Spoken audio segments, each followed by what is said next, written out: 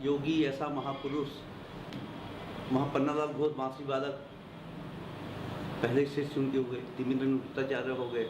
अली अकबर दादा को एक परिवार में 8 पद्म विभूषण हो गए। बाबा पद्म विभूषण, अली अकबर पद्म विभूषण, अन्नपूर्णा जी पद्म विभूषण, उसके बाद रविशंकर जी पद्म विभूषण। भारत तक एक ही परिवार हुआ कि नहीं हुआ। उसका शिष्य परंपरा लें तो बहुत लंबी शिष्य परंपरा हो गई।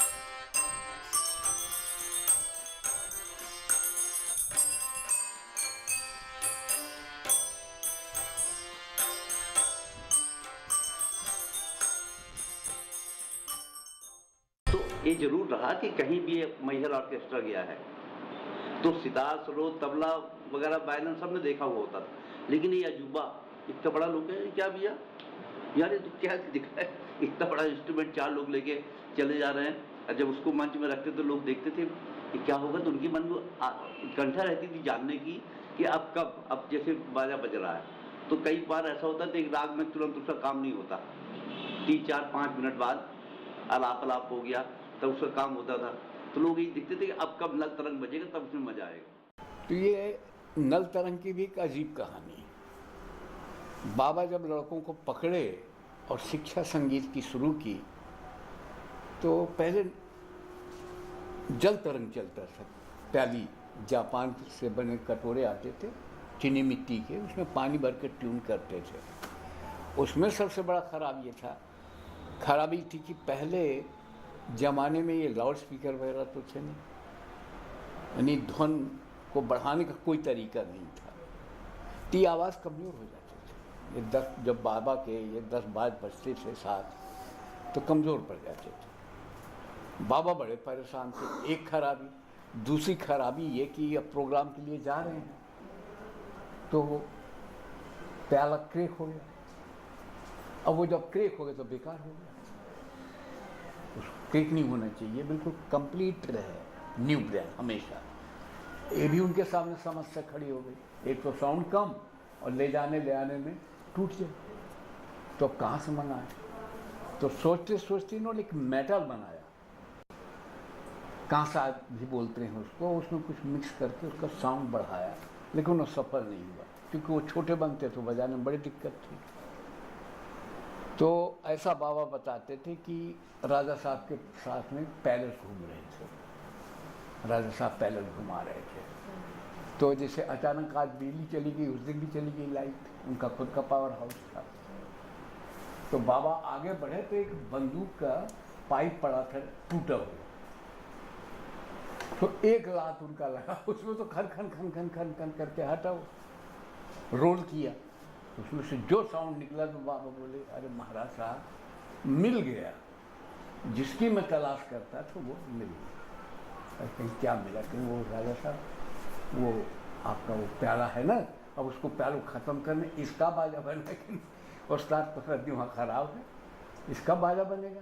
अरे लेकिन आप हमको बंदूक दीजिए, हम बाजा लेते हैं। बड़ा प्रेम था दोनों का। मगर राजा साहब ने कहा ठीक है, पुरानी बंदूकें हैं, जितनी आपको काट लीजिए। मिस्त्री आया, बाबा बैठ के उसको ट्यून कराया, यहाँ से नल तरंग या पाइप तरंग जो भी कहें, इसकी शुरुआत हुई। अब ये बाजा बजने लगा और इसके लिए उस कलाकार का नाम चुना गया झुर्रेलाल, तो वो इसका कलाकार था। एकमात्र झुर्रेलाल हिंदुस्तान के अंदर ऐसा कलाकार था जिसको कि अली अकबर साहब ने कहा कि खाली ये नल तरंग बजाने के लिए पैदा हुआ, इसमें तो कोई शक नहीं। जैसा उसका हाथ था, 80 साल 85 साल की उम्र तक में उसने बजाया। फिर इसके बाद कमी तो पड़ी, तो हमारे NL शर्मा जी हैं, पहले सरोद बजाते थे, तो इन्होंने हिम्मत की उस साज को बजाने के लिए। धीरे धीरे फिर वही बजाने लगे। झूलेलाल जी जब ख़त्म हो गए तो फिर हमारे पास यही साधन था, NL शर्मा, सरोद रख दिया, अब यही बजाओ, क्योंकि ये तो मिल था। झूलेलाल जी बेचारे देखिए क्या है मेरे अस्पताल में 2-2 घंटे 3-3 घंटे बैठे, ए बैठिए बुला लेंगे। आर्टिस्ट की उतनी कदर लोगों ने नहीं करी। बाबा सब्जी खरीदने जाते हैं, बाबा चल, वो बेचारे झोला लिए, ये लौकी क्या भाव, एक आना, वो 3 पैसा दो, चल बाबा, तो बेचारे अपना सिगरेट पीते हुए। झूलेलाल जी अपने जीवन काल में उस बीच में सलीम शर्मा जी, जिनको हम नथुलाल शर्मा जी बोलते हैं, वो उनका हालांकि बेसिकली वो सरोदिस्ट है। हाँ। बेसिकली शर्मा जी जो है वो सरोद ही, हमारे बच्चों को उन्होंने सरोद बजाना सिखाया, लेकिन वो उनका झुकाव अब क्योंकि बैंड तो अधूरा रह जाता।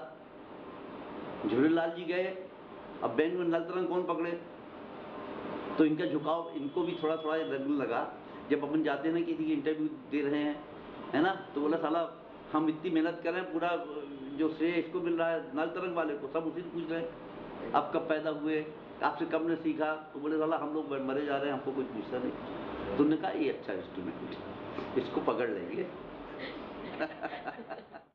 हुआ भी यही, वही सब लोग घूम फिर रहे हैं, बोले यार भैया वो नल तरंग वाले हैं, उनसे इंटरव्यू लेना है, क्योंकि वो ही इंटरव्यू सबसे ज़्यादा होते थे, क्योंकि वो अजूबा सितार स्रोत कोई नया तो नहीं था कि तबला वाला पूछे, कोई इतने बड़े जाकिर हुसैन बड़े तबला वाले दुनिया में हो गए। देखिए नल तरंग वाला जो होगा, तो आज अगर बिस्मिल्लाह खां को सबसे बड़ा कहा जाए शहनाई में, है ना, और पन्नालाल घोष जी की बात सबसे बड़ा कहा जाए मासी में, तो हरिप्रसाद चौरसिया, लेकिन नल तरंग में झूलेलाल जी की बात तो सलीम शर्मा जी।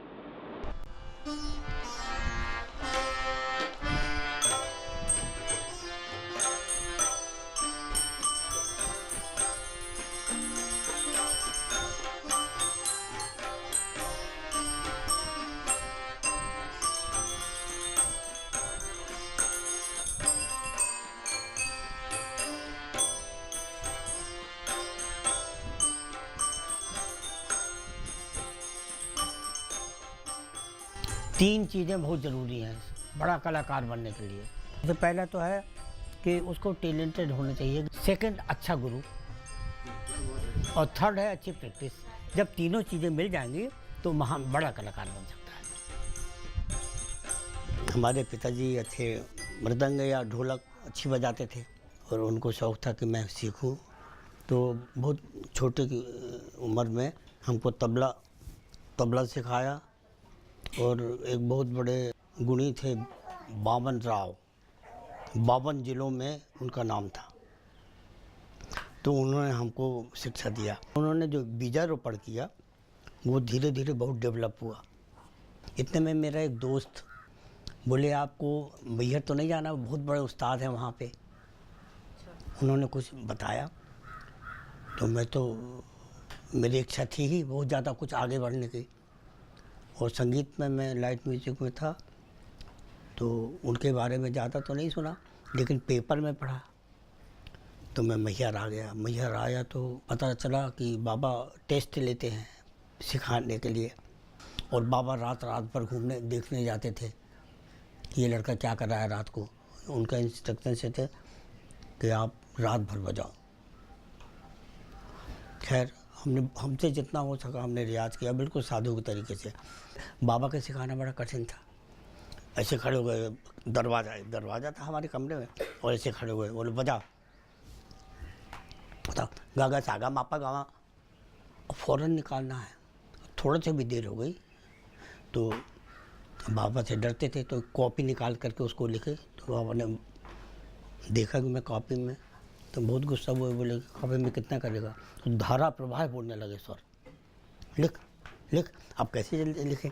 हमने तो सोचा लिख लेंगे बाद में बजाएंगे, उसको ठीक ठाक करेंगे। तो हम समझ गए कि बाबा को लिखना पसंद नहीं है, आप डायरेक्ट करो जितना भी कर सकते हो। तो बहुत कठिन था, बाबा से सीखना मामूली बात नहीं थी।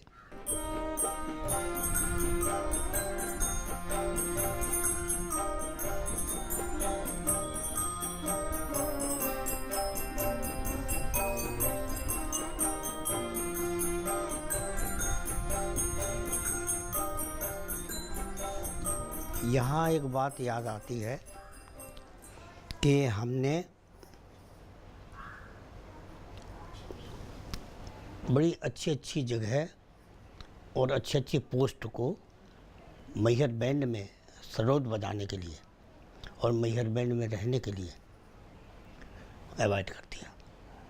हालांकि एक बार पंडित रविशंकर जी हमसे बोले थे कि आप संभ्रांत परिवार के लड़के हो और जो मैहर बैंड के सदस्य हैं ये इनके बारे में कहा जाता था कि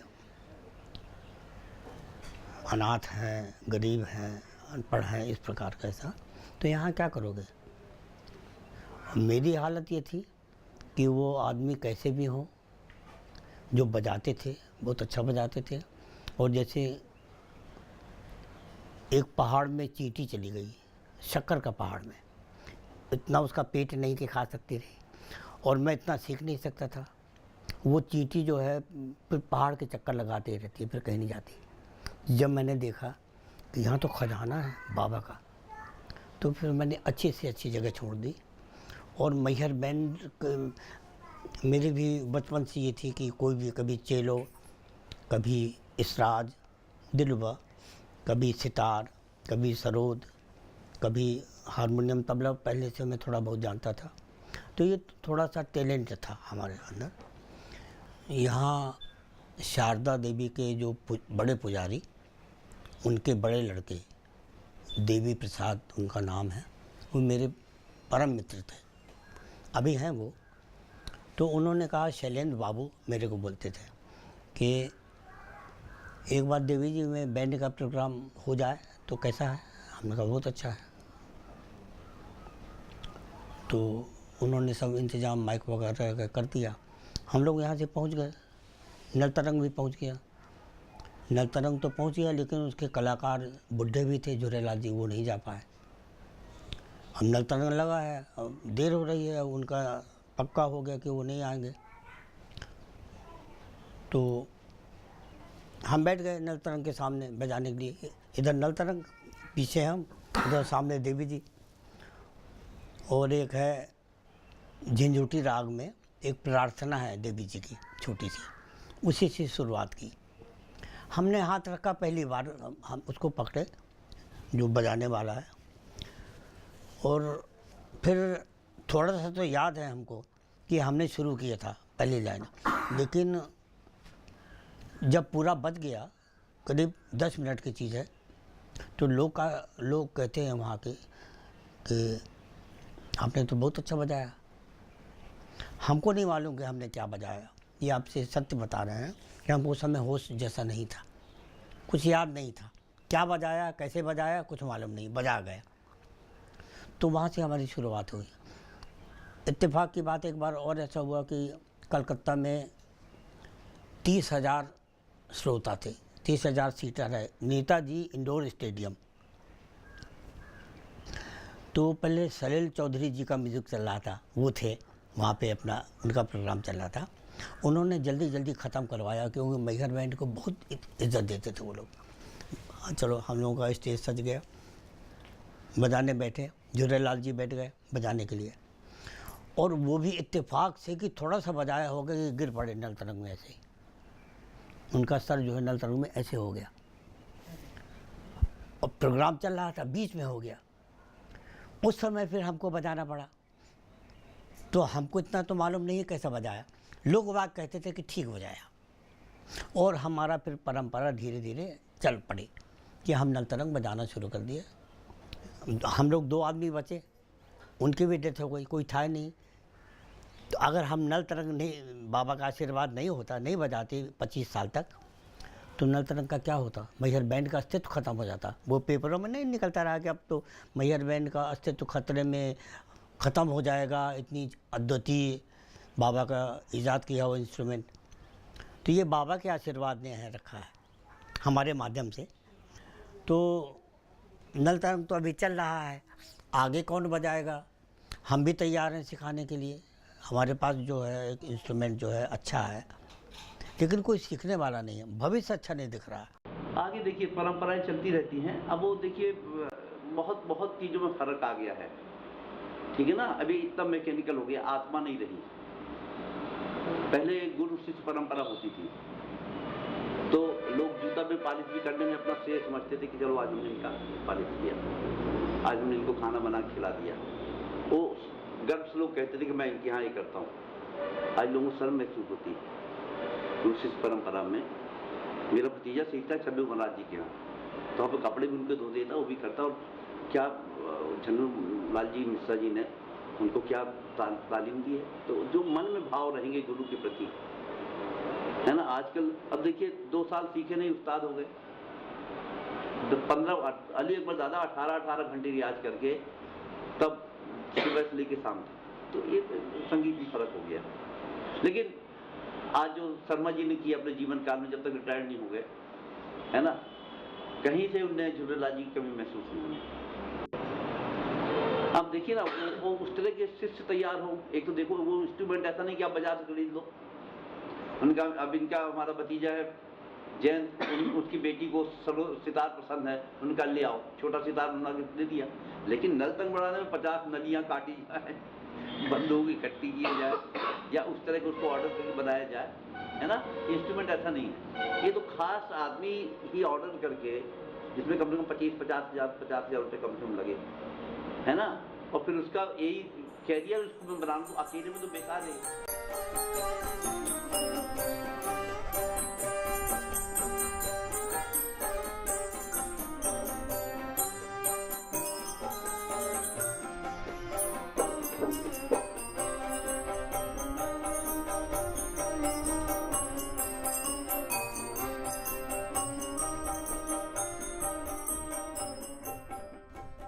हमने जो बनाया ये बहुत कठिन काम है।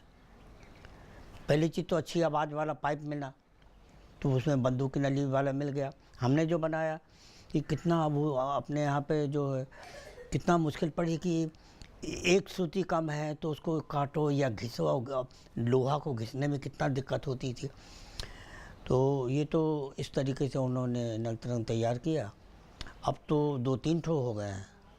सेकंड हमारा था जो अभी आपने देखा, और अभी थर्ड तैयार हो गया है वहाँ पे।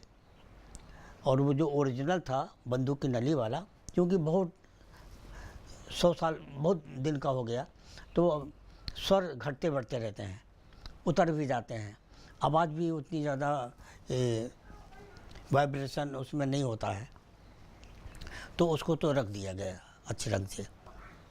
और एक नंबर 3 तैयार किया गया है। क्वालिटी अलग है, ये तो बांसुरी जैसा बजता है नल तरंग। अब आप देखें, और गाइड भी करता है, और इसमें इसकी आवाज़ बढ़ा सकते हैं। जोर से स्ट्रोक देंगे तो ये तो गाइड करता है पूरे बैंड को। जो बाबा ने बनाया था, तो ये लीडर है इंस्ट्रूमेंट था।